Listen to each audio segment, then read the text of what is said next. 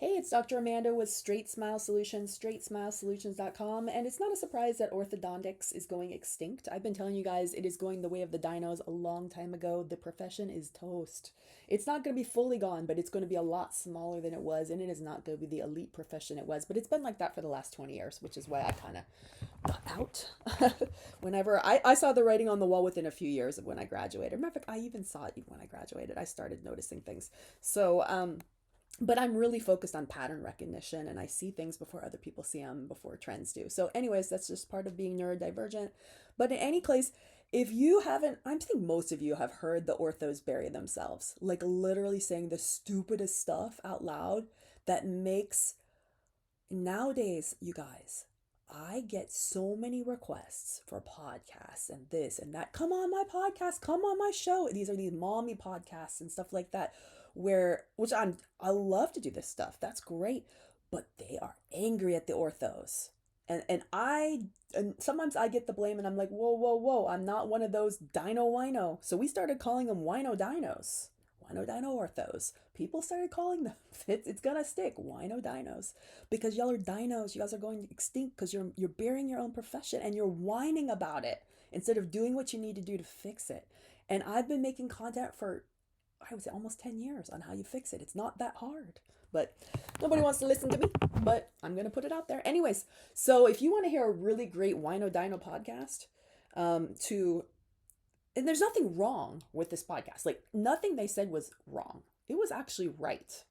It's just that we are stuck in a profession that is it's outdated, extinct. The way it pays doesn't work for what we need to do. It makes no sense. And in the fee for service model makes more sense, but America is still very much an insurance economy, and there's only so many spots for fee for service. Like it's not whatever orthodontists get in that first and take over that space.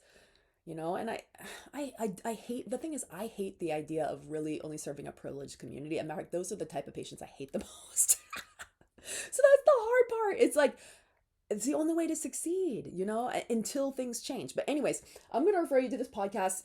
Y'all, I know one of these members of this podcast hates me already, like hates me, like has been writing. I'm not going to say which one it is, but I know one of them hates me because he's had some words with me. So, a long time ago. But anyways, I want you guys to listen to, Orthodontic Pearls podcast, OPP, Orthodontic Pearls. When was this one posted? I think it's a pretty new one. It might be the most recent one. Does it have an episode number? I don't see an episode number, so I'm going to say the title. Dr. Esther Feldman. Sorry, Esther. It was a nice lecture, but it was way too old school. And girl, I'm going to tell you, listen, I'm licensed in the state of California as an orthodontist. What you are doing is really nice and you're not wrong, but in LA what you're doing is going to tank you, girl. Can't do it that way anymore. I know you don't like it. And she's talking about the mommy groups too. She and I are talking about the same people. But in progressive states like California, you can't be that kind of dino dentist. You can't. You can be a dino dentist in freaking Connecticut. That's fine. That's where I trained. That's full of dino dentists. And it'll probably fly, but it won't fly in California. So I know I'm not saying you got to start putting expanders on 3-year-olds. I'm not saying we got to go there. And I don't even do that. I have made it crystal clear. I will not help you with those cases because it's a great way for me to get sued and lose my license. But there's some stuff in the middle you can do. There's stuff you can do. You can't keep saying, well, the research isn't double blind. No, you can't do that. You can't do that because, listen, this goes back to I've been flipping between different podcasts. I don't have to make all this content to cause drama because everyone's doing it for me. Listen, I totally am a fan of Mike DeLuke and his podcast. He's right. There's nothing he said that's wrong. And there's nothing he's doing or telling you to do that's going to cause you to get in trouble. The way he's doing his airway in his practice, it might not be the most productive. And he's even said it's not. But I've also told you, there's no way in the model we're doing now to do airway productively. But it's the right thing to do. And slowly, we're going to have to start undoing the insurance model. This is the only way to do this. And until this is done, I'm not going back into practice. But in any case, listen to the Esther Feldman podcast on Ortho Pearls. It was a good podcast. It wasn't wrong. It just so wino dino and y'all are tanking your profession. And it was so funny. I just sat there and laughed. I was like, you guys, this is the stuff I hear in CE courses at AAOs that makes me go, oh, no wonder the pediatric dentists are going to take over ortho, especially interceptive. They're going to take over it. It's about to be done. They are contacting the courses, and the questions are just right and left, and everyone's wanting to get into the space, and the venture capitalists are crazy about to get into the space because I know, because they contact me for help and I won't help them. So when I start hearing, and when I start getting like a ridiculous amount of expert networks asking about phase one and stuff like that, and like, you guys, this is the step before VCs get in. Once VCs get in, it's done. I mean, yeah, you got like smiledirectclub that didn't work out, but the VCs got in and then everyone else got in. It's only a matter of time. So orthos, change the way you talk about things.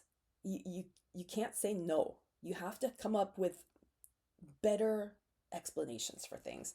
And just because the research isn't there doesn't mean it's not true. It just means the research isn't there yet. Why isn't the research there? Well, because people don't want to do the research. Why don't people want to do the research? A, it's expensive. B, it's time consuming. C, it's going to show you that you made some oopsies. And I made a lot of oopsies too. But guess what? At the time I made my oopsies, there was zero research out there. Almost no research. Now it's starting to trickle in. It may not be definitive. You have to merge all the research together. But it's enough to know that there's trends and there's problems and more research is needed. And once you know more research is needed, you can't definitively just say, well, the research isn't there, so I'm going to keep doing what I was doing before. No. You have to be able to sleep well at night. Don't tell me you sleep well at night knowing what you know, because I know what I know, and I don't sleep well at night, knowing what things were done in the past and knowing that other stuff is out there. And until the whole orthodontic model can change and everyone can be fairly compensated, but we can also provide the right amount of service to the kids who need it in a fair way and not just make it be a privileged product. I don't want to be part of directly doing it because I don't feel right. I want to enter those gates of heaven one day being happy and know I do everything right. I did everything right. And I don't feel, I'm being really honest with you guys, I don't feel like I'm doing stuff right if I do things the old way. All right. Anyways, that was really philosophical, but that's just how I feel. So listen to that podcast. You'll see the other side of the story. All right, thanks.